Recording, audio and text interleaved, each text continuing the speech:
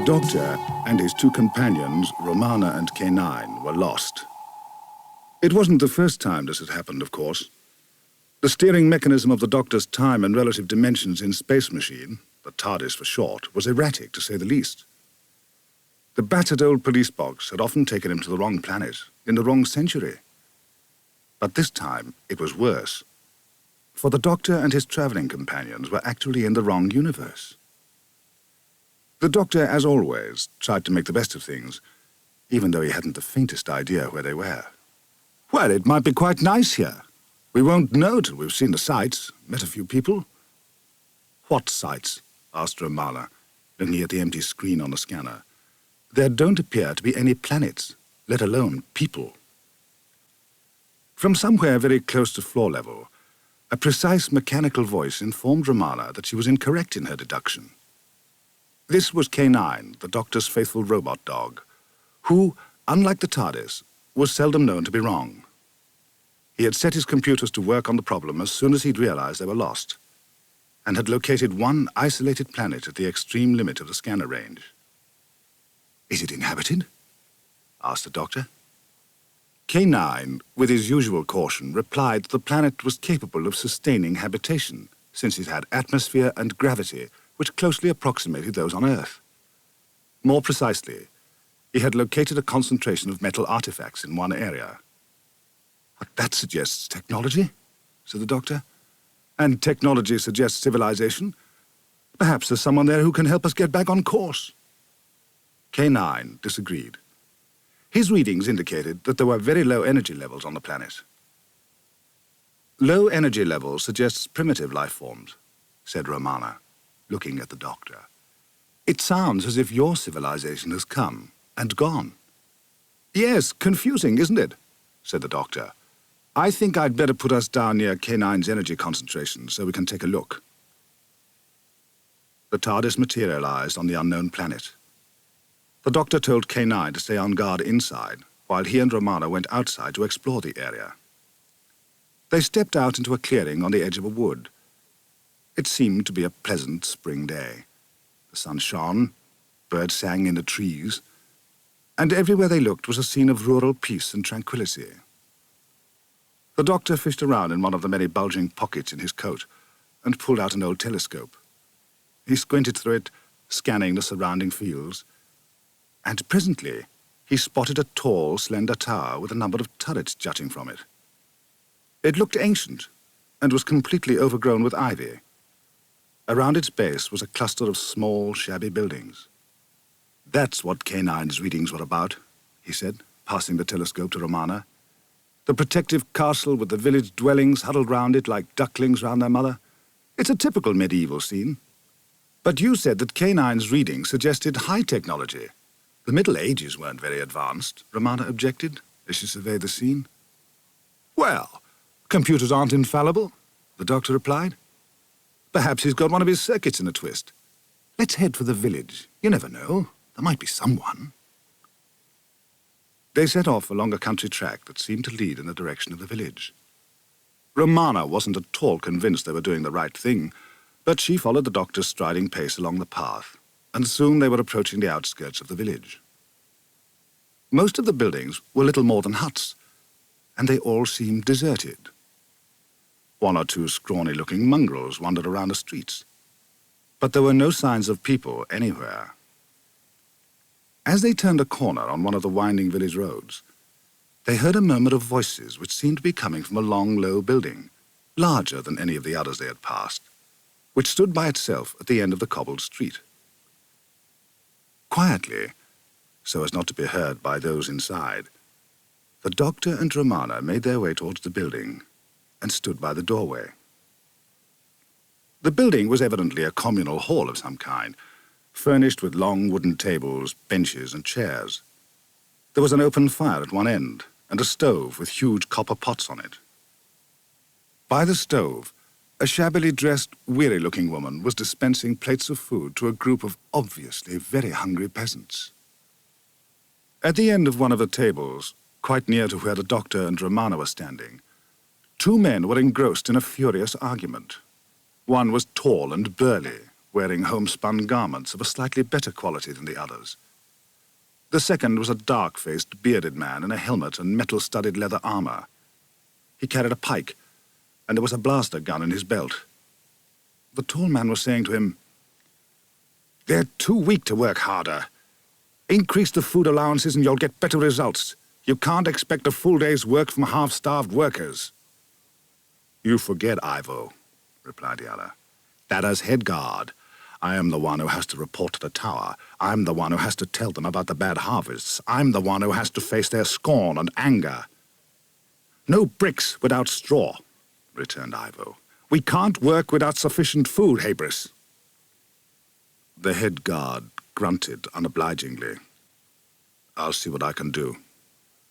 "That's what you said when they took my son," said Ivo bitterly. "When there's news, I'll tell you," began the guard, but Ivo interrupted him angrily. "There's never news. They never—" Suddenly, Ivo stopped talking. He had caught sight of the two figures standing in the doorway of the hall. Both Ivo and the guard backed away in horror as the doctor and Romana took a few steps inside the hall. "Hello," said the doctor. The two men were obviously terrified. But before the doctor could say anything to reassure them, both men began to make complicated ritual gestures over themselves, as if they were trying to ward off evil. Ivo was the first to speak. "What manner of visitation is this? You're not from the village?" "Or from the tower," said the guard. "Should we be?" asked Romana. "Because I'm afraid we're not." "That's impossible," returned Ivo, amazed at what he was seeing and hearing. "There is nowhere else. How did you come here?" "Well, actually, that was just what we were wondering ourselves," replied the doctor. "Listen, I'm the doctor and this is my friend Romana. We just popped in to ask if there are any scientists hereabouts." The two men stared at him as if they had just heard some terrible blasphemy. "Scientist?" repeated the doctor hopefully. "Fortune teller? Witch doctor? Any kind of local wise man will do." Ivo shook his head fiercely. "Such things are forbidden. We know nothing of them here." "Nothing," repeated the guard, who of the two men seemed much the more afraid. "My duties," he began to mumble, and with that he turned and fled. The doctor watched him go. "I take it you don't get many strangers in these parts," he said to Ivo. "What do you mean, strangers?" asked Ivo, still staring fearfully at him. "Visitors," the doctor elaborated. "Foreign devils. People you don't know." "Everyone here is known," replied Ivo solemnly. "What about the people from the next village, or the nearest town?" asked Romana. Ivo's reply to Romana's question was simple. "There is only the village, and the tower. There's nowhere else." The doctor was beginning to get the feeling that Ivo was not too enthusiastic about answering questions. He tried to make his next question sound very casual. "Who lives in this tower of yours?" he asked. At this, the expression on Ivo's face became even more terror-stricken than before. "Why do you ask what everyone must know?" he cried. "Are you sent to test me? I am Ivo, headman of this village, like my father before me and his father before him. The lords know I am loyal." "Oh, come on, doctor. This is getting us nowhere," said Romana, and she marched out. The doctor was forced to agree, and with a shrug he followed her out into the street, leaving Ivo standing resolutely by the table in the hall. Ivo watched them go. When he was sure they were a safe distance away, he hurried into a corner of the hall and opened a concealed locker. From the darkest corner of this, he removed a small communications device, and he spoke into it in a hoarse, nervous whisper. "Kalmar! Kalmar, can you hear me? 2 strangers in the village." "Yes, that's right, strangers. And they were asking about scientists." While the doctor and Romana had been quizzing Ivo about the village and the tower, K9, still standing guard in the TARDIS, had been happily trying to compute a course for them from the data he already had in his memory banks. He was in the middle of a very knotty piece of calculation when he was disturbed by the sound of a light footstep which he didn't recognize. He wheeled round to see a dark-haired youth sneaking across the control room towards the door. K9 was quick to act. With his nose blaster ready to stun the intruder, he glided speedily across the floor of the TARDIS and positioned himself between the youth and the door. The youth looked surprised at being discovered. K9 ordered him to stand still and explain his unauthorized presence in the TARDIS. "You remember me, K9?" said the youth. "I'm Adric." When K9 heard the youth's name, he processed it through his memory banks. Yes, there was the name Adric, immature humanoid. They'd encountered him on the last planet they had visited, but his presence was still unauthorized. K9 commanded him to explain further. "I stowed away, K9. I thought I'd join up with the doctor and see the universe. Where is he, by the way?" K9 told Adric that the doctor and Romana had gone in search of astronavigational data. "I'll just go and find them then," said Adric, slipping past K9, who began to tell him that his expedition was not only unnecessary but also very dangerous. But Adric was already at the door. "Listen, K9," he reasoned. "I'm a stowaway. I shouldn't be here at all, right?" K9 agreed. The conclusion was logical. "Well, in that case," continued Adric, "the sooner I leave, the better." That conclusion was also logical. But before K9 could say as much, Adric had slipped out of the TARDIS and was making his way towards the village. When the doctor and Romana left the hall, they had decided to make their way back through the fields and woods to the TARDIS. It was growing dark, and the doctor was striding ahead, lost in thought. "These people are more complicated than you think," he was muttering to himself. Romana asked the doctor what the strange, high-pitched chittering sound was that she could hear. "Oh, just bats, I should think. They come out at dusk, you know." Suddenly, Romana gripped the doctor's arm. Ahead of them stood a sinister figure wearing a grey cloak and hood. He barred their way.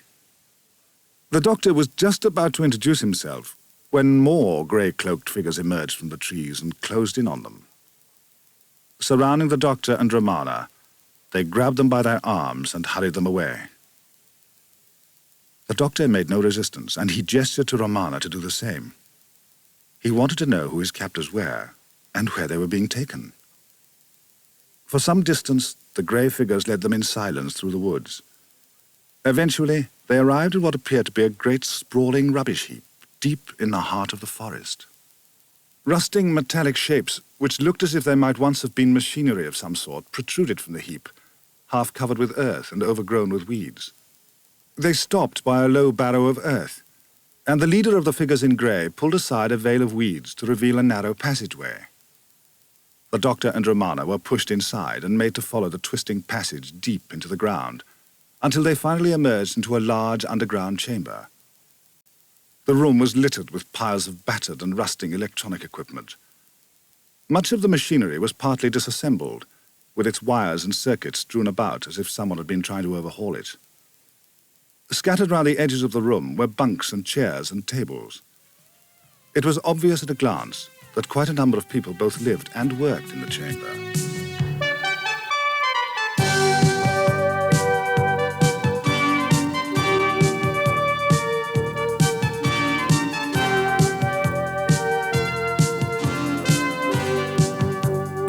In the center of the room, an aged, white-haired man sat hunched over a video console. The doctor and Romana were pushed in front of the old man. Their captors took off their grey cloaks to reveal hempen clothing much like that of the peasants in the village. Their leader, a tall, grim-faced man, placed himself between the time travelers and the old man, and addressing the latter with great respect, explained how they had apprehended their captives. The old man listened silently, and then turned to the doctor. "I am Kalmar," he said. "Reports of you and your companion have already reached me. You were asking about scientists. That's right, said the doctor. Let me make our introductions. This is my companion Romana, and I'm the doctor. The old man's face showed a flicker of eager interest. Did you say doctor? He asked urgently. That is a word I have seen in the old records. It is a title used by scientists. Are you a scientist, doctor, like me? The old man's face was alight with interest. The doctor replied that he dabbled a bit here and there, and began almost without thinking to fiddle with the control panel of the video console. This looks interesting, he said, beaming at Kalmar. I see you even got some of it working. The old man replied proudly that they had a generator which supplied them with power for air, light, and heat. Interrupting him, a voice from the back of the chamber reminded Kalmar that for all the power of the generator, they still had no weapons. It was one of the others who had captured Romana and the doctor. He spoke bitterly, as if the subject were an old grievance. The old man replied slowly. When we have rediscovered the scientific principles, then we shall be able to build weapons. Many more of our people may have to live and die in misery before we make those discoveries. It will take time. That doesn't sound like a very happy state of affairs, said the doctor. How long have things been like that? The old man replied that they had always lived in this predicament. The lords rule in the tower, he said, and the peasants toil in the fields. Nothing has ever changed in 1,000 years, but it will change when we overthrow the lords. The doctor looked around the chamber at the grim faces of their former captors and at the piles of seemingly obsolete machinery. Where did all this come from? He asked. Forgive me, the old man replied. You know nothing of our situation, of course. Let me explain. Kalmar began to tell the tale of how, many years ago, some of the peasants, including himself, rebelled against Zargo and his men. The doctor wanted to ask who Zargo was, but thought it best not to interrupt. The old man went on to say that they had escaped into the forest and discovered all the machinery which had obviously been dumped long ago. They made their base around the equipment and set to work on it to try to discover what it was for. There were instruction manuals, Kalmar continued, and some of us could still read. It is forbidden, you see, but the knowledge was passed on in secret. The doctor was appalled at this. If reading was forbidden, how could they ever learn anything? All science, all knowledge is forbidden by the lords, said Kalmar. The penalty for learning is death. All our children toil in the fields as soon as they can walk, and go on until they grow old and die. All those that escape the selection, that is. Romana was puzzled. What's the selection? She asked. The reply to her question came from Tarak, the leader of the band of rebels who had accosted them in the forest. He said, Some of our young people are taken to the tower to serve the lords, or so they tell us. Some become guards, as I did before I managed to escape here, but most are never seen again. Romana shook her head in wonder. It certainly seemed as if they had a great deal to rebel about. The doctor was furious at the thought of all learning, and especially reading, being forbidden. Who are these lords of yours? He asked angrily. Philistines? Banning science, indeed. And for emphasis he banged his fist on the top of the video console. Suddenly, a light flickered on the video screen. The doctor looked from his fist to the screen, amazed. Then he beamed a broad grin. Oh, just an old trick of mine taught me by an Earth engineer once, he said, with a shrug. Romana came over to the console and began punching the keys on the control panel. In a few seconds, an information sheet appeared on the screen. It showed a ship's manifest and cargo, and a flight plan from Earth. No wonder your old Earth trick worked, Doctor, she said. This equipment came from Earth. Look at the screen. Romana punched the control keys again. Another sheet came up. It read, "Crew of the exploration vessel Hydrax," and went on to give details of the crew. Captain Miles Sharkey, Navigator Lauren Macmillan, Science Officer Anthony O'Connor. Identification photographs followed. Blurred but still recognizable pictures appeared on the screen. First a man, then a woman, then another man. 3 faces. Obviously long since dead, thought the doctor as he watched the screen. Tarak had also been watching the screen, and when the faces appeared, he gave a cry of horror. "Those faces! When I was a guard in the tower, I saw them every day. They are the 3 who rule: Zargo, Camilla, and Orkon, their counselor." The doctor and Romana decided that on the strength of this information, not to mention their own growing curiosity, they really ought to investigate the tower and its 3 mysterious inhabitants. Although they had been brought before Kalmar as captives, the old man was more than ready to trust the doctor as a man of science, and willingly let them go. It was darker still when the doctor and Romana set off along the gloomy forest track that led to the village and the tower. Owls hooted in the tall trees, and always there was the sound of the bats. With a sudden rush, something swept down from the sky and struck the doctor on the neck. He winced and put his hand to his neck. It was wet with blood. These bats were carnivorous. The noise from the bats grew louder. They looked up and saw a vast, swirling cloud of bats looming out of the sky towards them. The doctor and Romana took to their heels and ran without looking back. They fled through the darkened forest, stumbling on the rutted path. The air seemed thick with bats, and they flailed out desperately at them as they ran. Romana caught her foot against a tree root and fell. The bats were almost upon them. The doctor stooped to help Romana to her feet, and suddenly there was silence. Inexplicably, the bats had doubled back on themselves and were streaming back into the night sky, heading for a distant hillside. Before they could appreciate the fact that they had escaped the terror of the bats, the doctor and Romana found themselves facing the grim-faced guard captain they'd met in the village. He had with him a band of guards who formed a circle round them. "You are awaited at the tower," said Habris impassively. "You will come with us." So for the second time that day, the doctor and Romana were taken captive. The guards seized them roughly and marched them through the woods, past the silent village to the menacing shape of the tower itself. Once inside, they were led up and up until they finally emerged in an imposing stateroom. Twin thrones draped in silk dominated the far end of the room. In front of them stood 2 figures, a man and a woman, both dressed in splendid robes, both tall and thin, with white faces, red lips, and weird, burning eyes.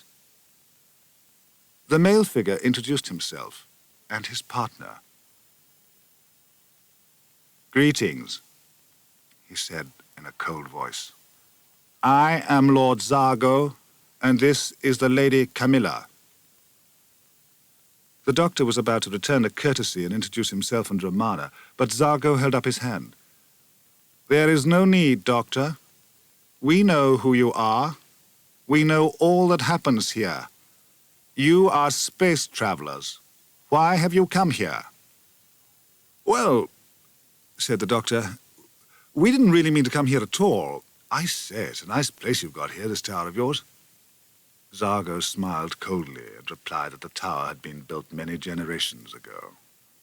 While Zargo was speaking, Romana had been examining her wrist. One of the guards had grabbed her roughly when they'd been seized, and she had grazed her wrist on his studded armor. The graze had started to bleed slightly. Camilla glided forward. "You've hurt yourself," she said with a strange urgency in her voice. "Please let me see." She reached out towards Romana's cut wrist. Romana instinctively snatched it away. Zargo took Camilla's arm as if to restrain her. "Doctor," he said, "you still have not told us why you came here." The doctor had been looking round a strange stateroom with its high, windowless walls. He looked at Zargo and Camilla and replied, "By accident. We went off course. And interestingly enough, I don't think we're the first either. Romana and I have just been looking at an old spaceship's log. It was called the Hydrax. Does that mean anything to you? It was obvious that Zargo was shaken.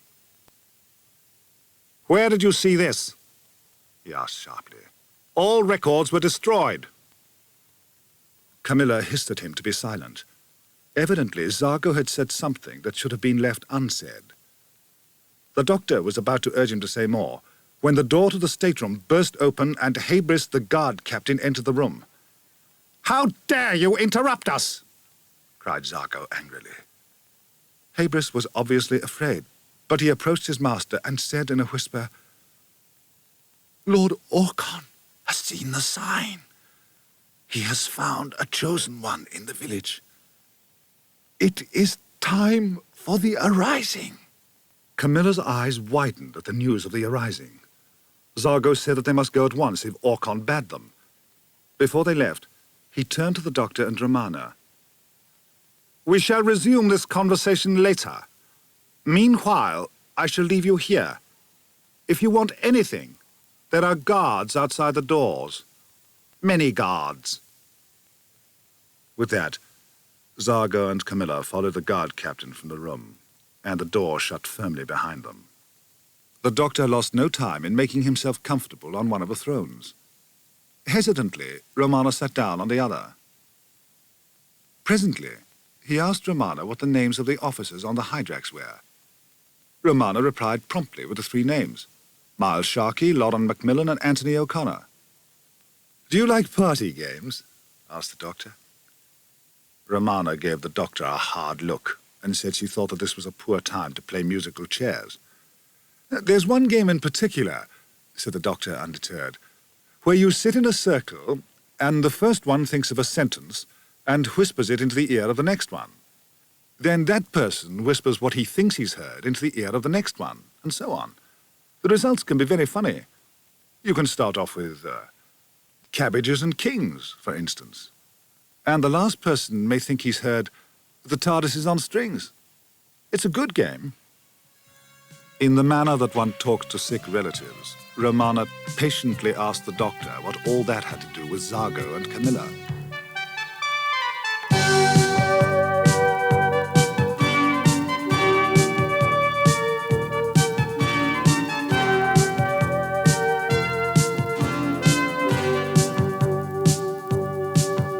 "Quite a lot, really," replied the doctor.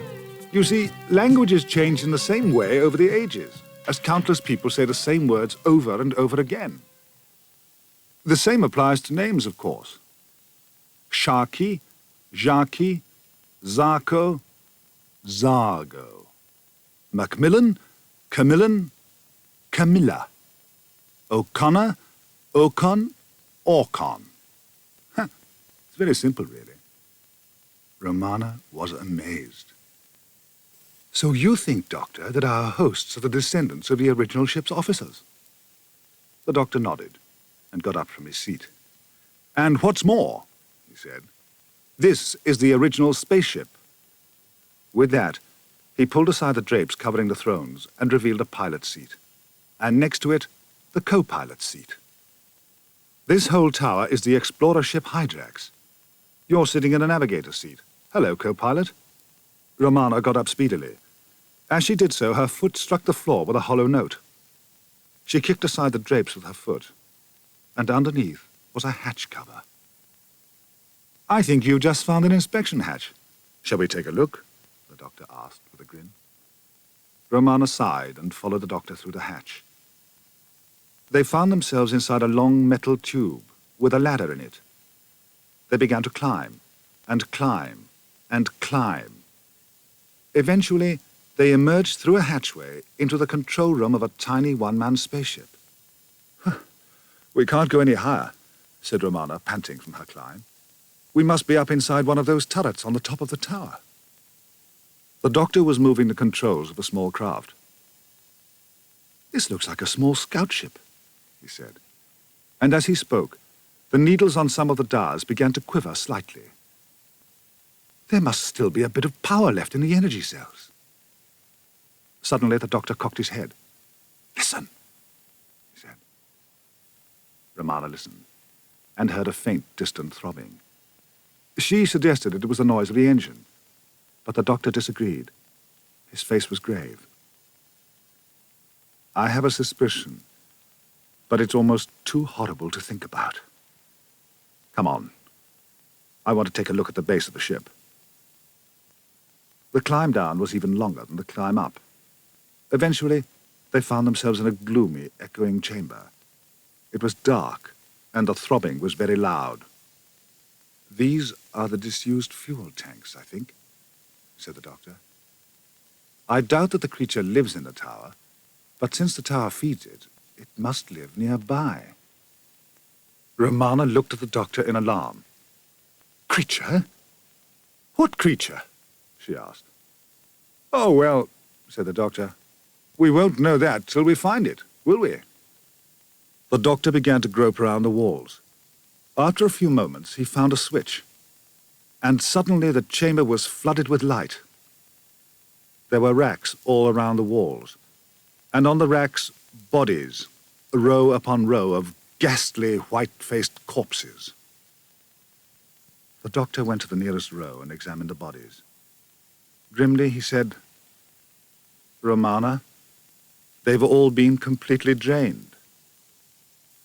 A pipe led from a gutter beneath the racks and disappeared beneath the floor. There was a hatch in the floor nearby, and the doctor lifted its lid. Underneath the hatch were the fuel tanks, only they were far from disused, as the doctor had originally thought. They were filled to the brim with a reddish-black liquid. It was blood. They resumed their descent and eventually found themselves in the rocket vents at the very base of the tower.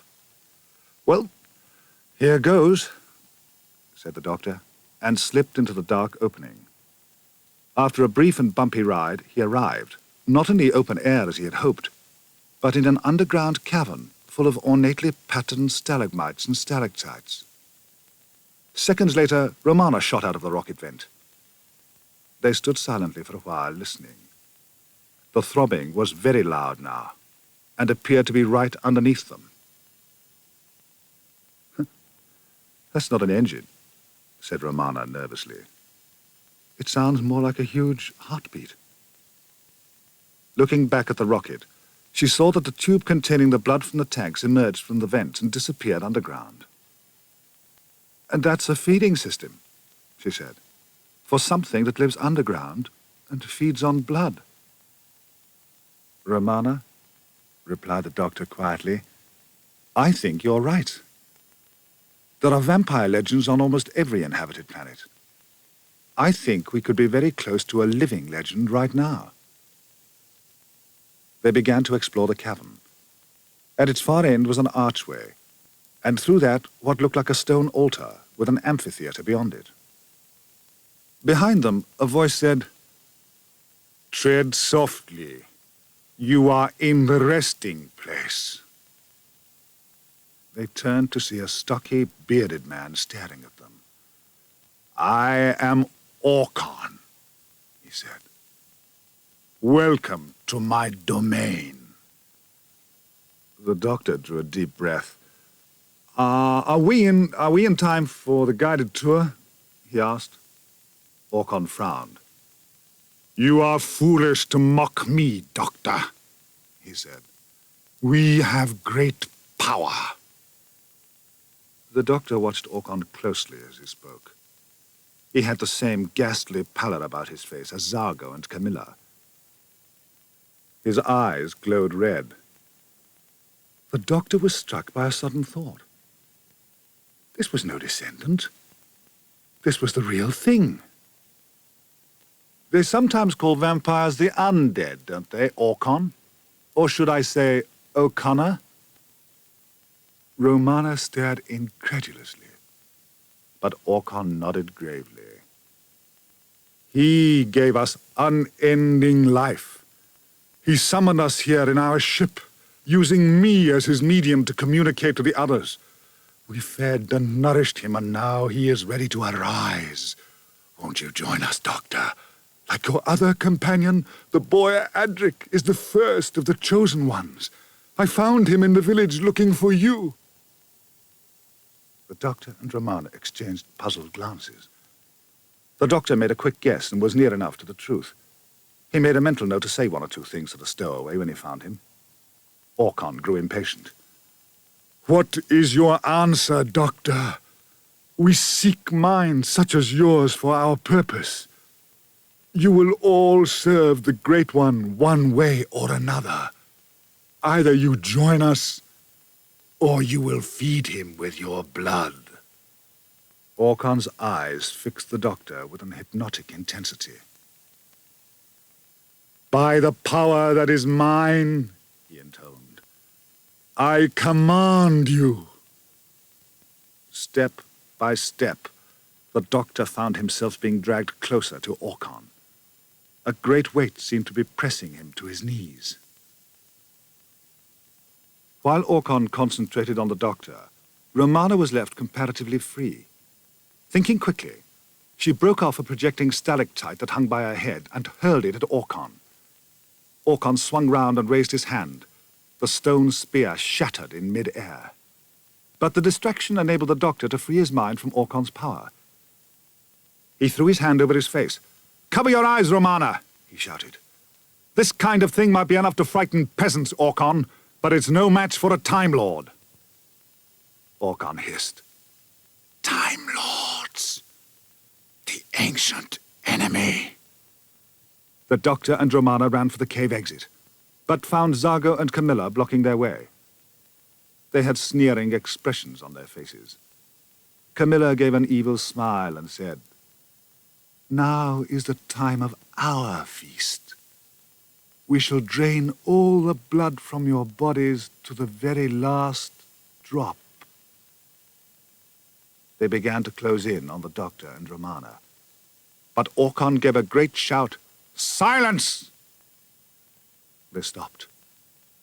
Orkon sank to his knees. His face was rapt, as if he were listening to some silent voice. "I hear you, O Great One. The sacrifice will be made as you command."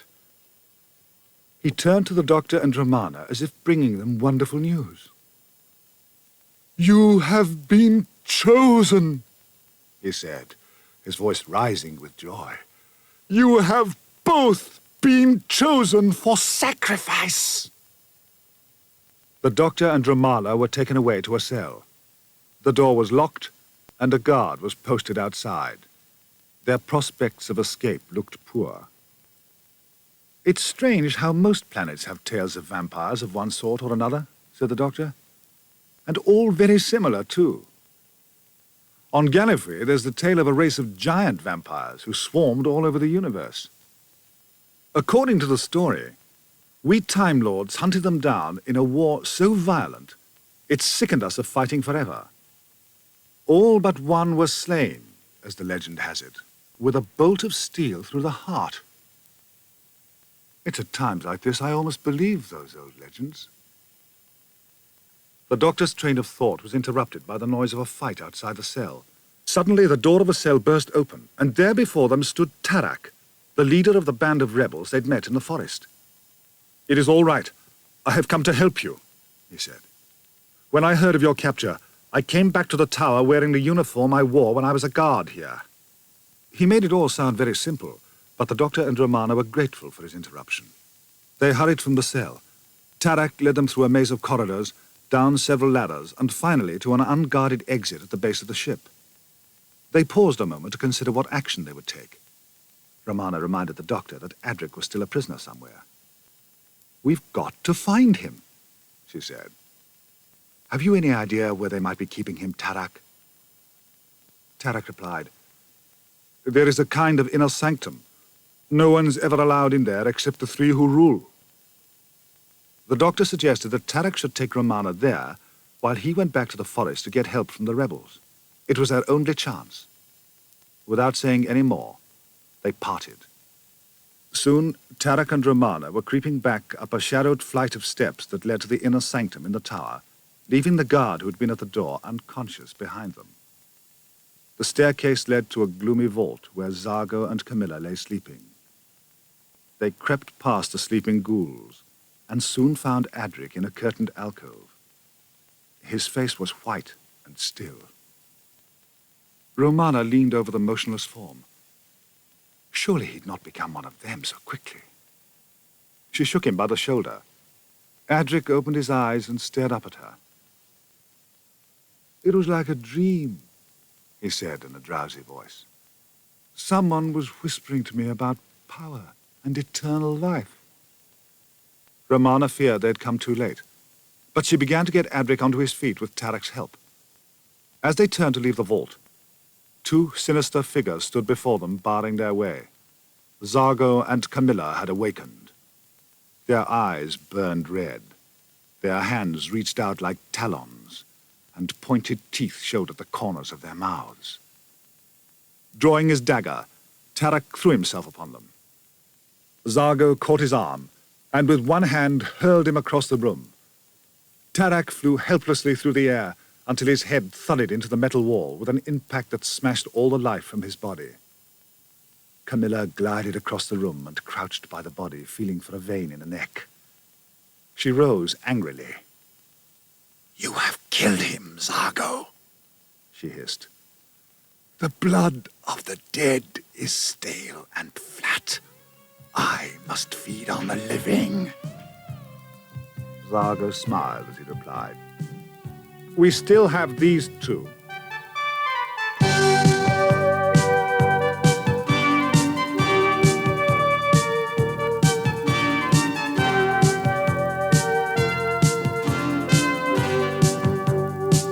Hissing, the two vampires advanced upon Adric and Romana, who backed away until they could retreat no further.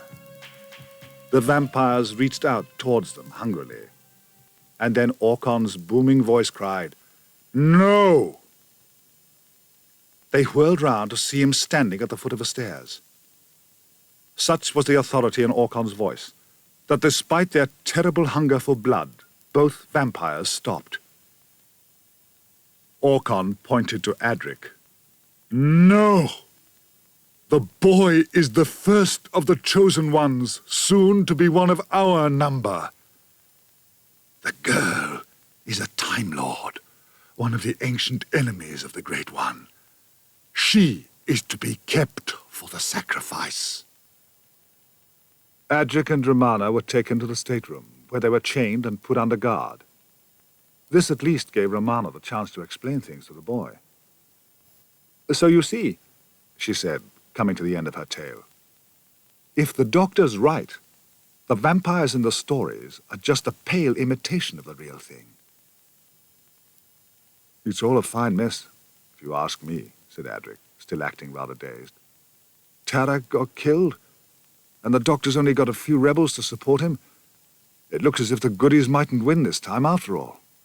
Still, I'll be all right. They offered me a partnership. Power and eternal life, they said." Romana was appalled. They must have got to Adric after all.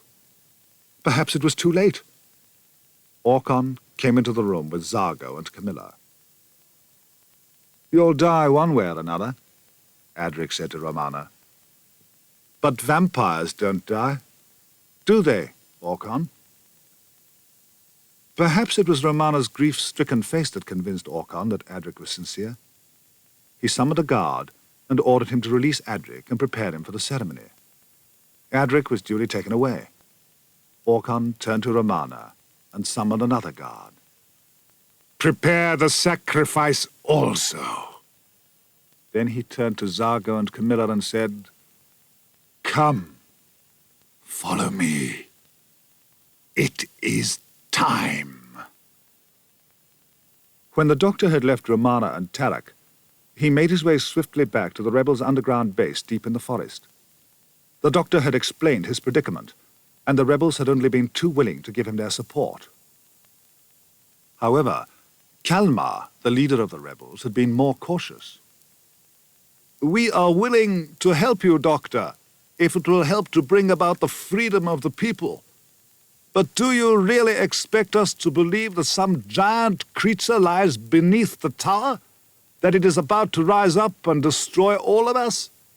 You must offer me more proof than this, Doctor, as one man of science to another. The doctor nodded.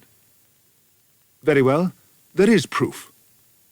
And so saying, he moved to the video console and adjusted the controls. Soon, a computer picture of the tower appeared on the screen. The doctor made further adjustments. The picture went into X-ray, and in the area below the tower, a huge bat-like shape was clearly visible. The doctor made one further adjustment to the controls. A steady throbbing could be heard, growing louder and louder until it filled the room. The heartbeat of the great vampire, said the doctor. Well, Kalmar? Kalmar turned to his men. That is proof enough for me. We attack the tower tonight. The doctor persuaded Kalmar to get support from the village. They raised Ivo on the communicator, and soon the doctor and the rebels, their numbers increased by Ivo and his friends from the village, were gathered around a map. The guards, they decided, were the least of their problems. At least the rebel band had the advantage of surprise on their side. The real problem was how to kill the monster vampire. The doctor was going over in his mind all the vampire legends that he could recall. A bolt of steel seemed to be the answer in all the legends. But even if that was so, where were they going to get a bolt of steel big enough to... Of course! Cried the doctor, alarming some of the rebels who were standing near him. That's the answer! It's been staring me in the face all the time. Though they couldn't pretend to understand him, the rebels followed the doctor faithfully to the tower. There the attack proceeded with swift efficiency. They had surprise on their side, and the rebels were well skilled in the art of attack. The astonished guards fell one by one, and soon the doctor was leading the rebels into the stateroom. It was empty. They've already gone, said the doctor, as the men gathered round to receive their next instructions. The ceremony must have already started. Listen, all of you.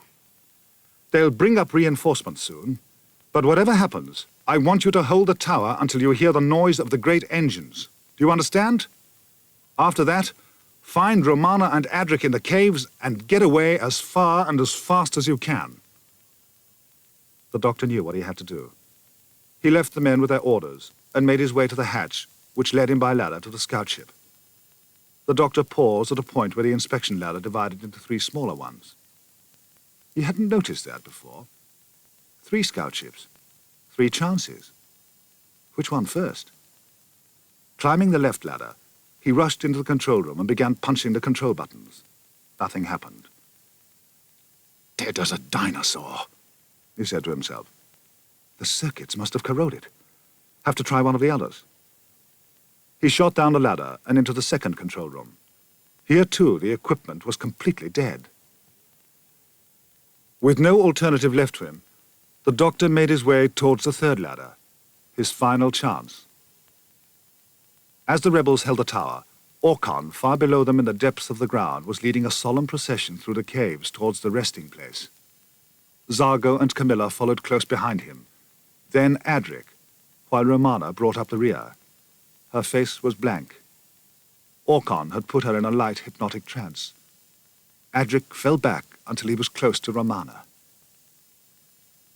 Listen, I've got a plan, he said, but there was no reply. The captain of the guards came running into the caves. Orkhan whirled round in anger, threatening him with terrible punishment for interrupting the sacred ceremony. But my lord, cried Habris, we are attacked! The doctor is with the rebels, and there are villagers with him too. The time of the arising is now, said Orkhan stonily. Nothing can prevent that. Then send your servants to help us, pleaded Habris. Send your bats! Orkhan shook his head. I have need of them. Your guards must hold the tower to the last man. Habris backed away, then turned and fled. Camilla looked anxiously at Orkhan. He knew what she was thinking. Do not worry, he said. By the time the tower falls to the doctor, the Great One will have arisen. We shall be invincible. As he spoke, The ground on the far side of the arch was pulsing and shaking. Great cracks appeared, and the air was filled with the sound of a giant heartbeat. "Let the sacrifice be made ready," commanded Orkhan. Adric watched with horror as the guards laid the unresisting Romana on the altar, and then moved away. Orkhan continued to intone over her body. "O Great One, hear us. We celebrate your arising with the sacrifice of a Time Lord, one of the race of your ancient enemies. Drink her blood and grow strong." Orkhan raised his hands in ritual gesture, and suddenly the air was filled with a great swarm of bats, their screeches rising over the sound of the pounding heart. "Come, O servants of the Great One," cried Orkhan relentlessly. "Drink the blood of the sacrifice." As the bats swarmed over Romana, the doctor, high above them at the very top of the tower, worked frantically at the controls of a third and final scout ship. "Come on," he said to the machinery. "What happened to all that beautiful Earth craftsmanship, He went on working, and gradually the engine sound rose, died away, and then rose again. The doctor made a number of very precise adjustments to the autopilot circuits and then stood back. Smiling at his work, he leapt from the hatchway and was gone. Instantly, the doctor was on that seemingly never-ending inspection ladder again, climbing down and down and down as the roar of the scout ship's engines grew louder and louder. Very soon, the rumbling was audible down in the caves where the ceremony was fast reaching its climax.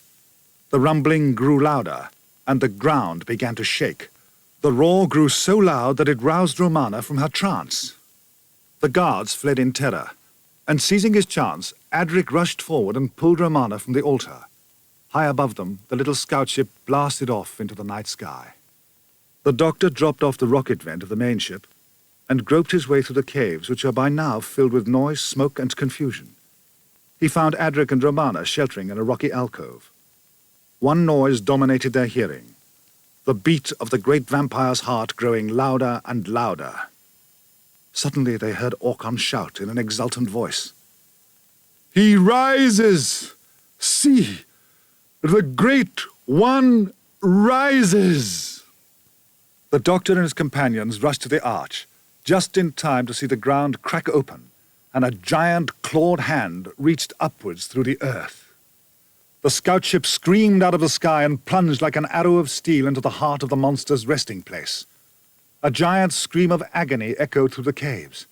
The giant claw flailed wildly for a moment, then sank back beneath the ground. The three vampires, their hopes shattered, swung round on the doctor and his two companions. Moving as one, they hemmed them in, cutting them off from all help, forcing them to retreat until their backs were at the cave wall.